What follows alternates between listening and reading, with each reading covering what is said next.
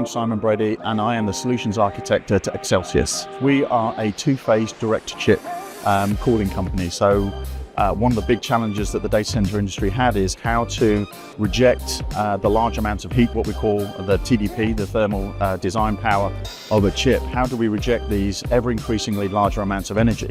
And so we have a number of technologies that can do that. The latest technology is two-phase direct-to-chip, and that's what Excelsius focus on. What's interesting, thermal management of data centers and IT equipment has been a problem for a long, long time. Not so much a big problem in that in the early days we were dealing with very low density, so maybe 1 kilowatt or 2 kilowatts worth of heat.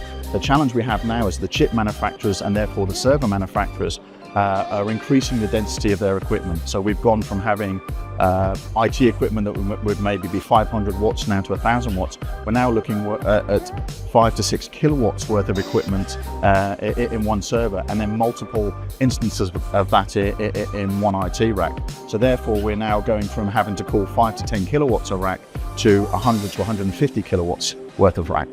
Well, the future of data center cooling is high density in certain applications, particularly in AI models, large language learning models, inferencing, and that's where the cutting edge and these very high density issues are arising, and that's where Excelsius kind of thrive with our technology.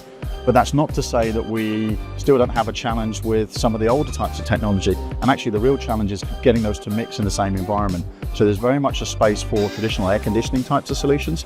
There's space for single-phase direct-to-chip immersion type technologies, and where Excelsius are moving to in these very, very high density chips. So the challenge is densification and heat rejection, and doing that efficiently.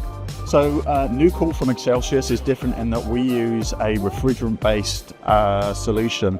It's a low GWP refrigerant, has a low PFAS content, and instead of taking a single-phase liquid or an immersion type liquid to the chip, where our liquid changes phase, a bit like boiling water. It comes in as liquid, it comes out as gas, and that gives it 10 times the amount of heat rejection that any other technology has. So we can offer very, very stable on-chip temperatures and reject a huge amount of heat versus any other type of technology. It's been really good actually to wander around and see all the other vendors here. I've learnt a lot actually. Every day's a learning day in my experience. So I've seen some of the other exhibitors. I've made some really good connections, and looking forward to coming along next year.